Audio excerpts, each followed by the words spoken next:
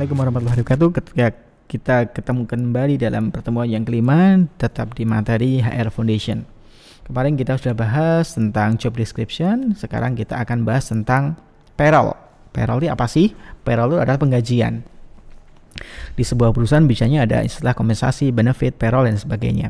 Cuman pada dasarnya itu penggajian, bonus atau lembur dan lain sebagainya. Kaitannya dengan apa yang didapat karyawan atas apa yang dilakukan di sebuah perusahaan.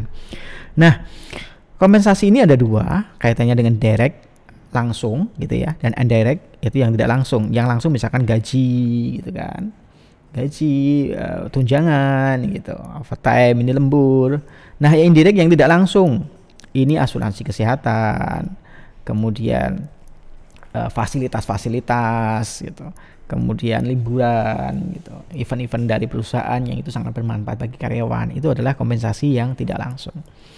Nah, sekarang kita baca di sini. Payroll adalah kompensasi yang harus dibayarkan perusahaan kepada karyawan untuk jangka waktu tertentu atau pada tanggal tertentu, dimulai dari menyiapkan daftar karyawan yang harus dibayar dan diakhiri dengan mencatat pengeluaran tersebut. Jadi prosesnya mulai dari awal karyawannya akan dibayar itu siapa, berapa, kemudian sampai pencatatan atas keluarnya pengeluaran. Itu proses payroll. Nah, sebagai business function, jadi ini sebuah salah satu fungsi dalam sebuah perusahaan. Aktivitas payroll ternyata melibatkan banyak hal. Pertama, mengembangkan pay policy perusahaan. Katanya kebijakan-kebijakan apa sih yang harus dibayarkan, apa sih enggak gitu. Pencairannya seperti apa, kenaikannya seperti apa. Kemudian mendefinisikan komponen stip gaji pokok, tunjangan tetap gitu. Jadi komponen-komponennya apa saja sih yang diterima gitu. Kemudian mengumpulkan input penggajian. Jadi kaitannya dengan apa saja sih yang kaitannya dengan ini, kaitannya dengan yang diberikan.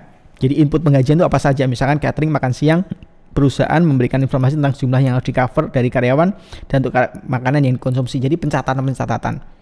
Kemudian yang berikutnya adalah penghitungan aktual dari gross salary, pemotongan undang-undang maupun undang-undang sampai pada gaji bersih. Jadi potongan ya, gaji bersihnya berapa.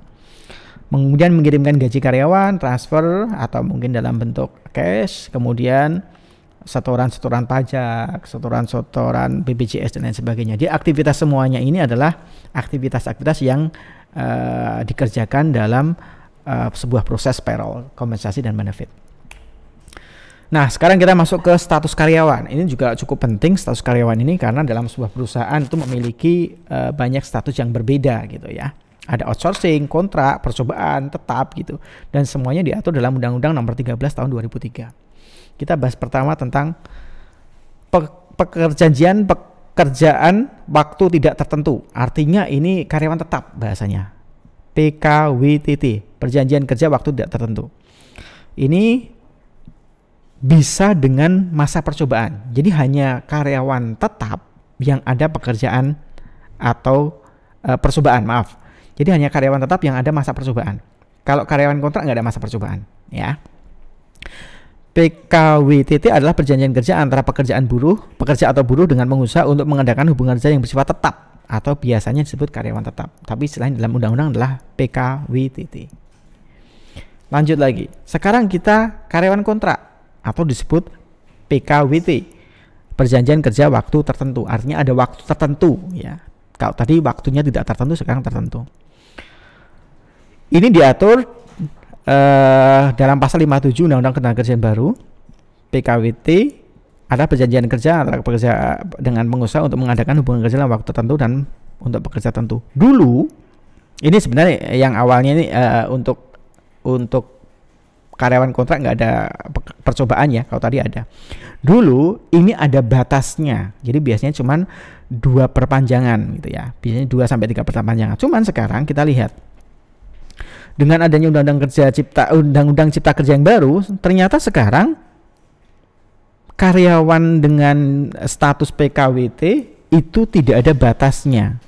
Jika sebelumnya perusahaan harus mengangkat karyawan tersebut menjadi karyawan tetap apabila telah melewati 3 tahun, kini peraturan tersebut dihapus oleh pemerintah lewat Undang-Undang Cipta Kerja. Ini yang harus dipahami ya. Jadi sekarang tidak ada batasannya.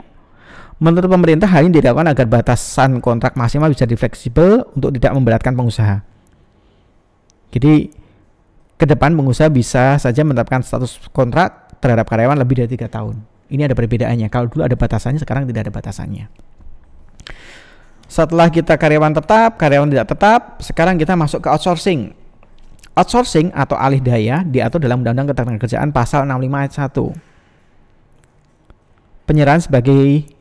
Penyerahan sebagian pelaksanaan pekerjaan kepada perusahaan lain dilaksanakan melalui perjanjian pemborongan pekerjaan yang ditulis atau dibuat secara tertulis. Pekerja outsourcing tidak boleh digunakan oleh pemberi kerja untuk melaksanakan kegiatan pokok atau kegiatan yang berhubungan langsung dengan proses produksi, kecuali untuk kegiatan jasa penunjang atau kegiatan yang tidak berhubungan langsung dengan proses produksi. Jadi outsourcing ini karyawan yang dipekerjakan di sebuah perusahaan, tapi bukan karyawan perusahaan itu, tapi dia dipekerjakan oleh pihak lain.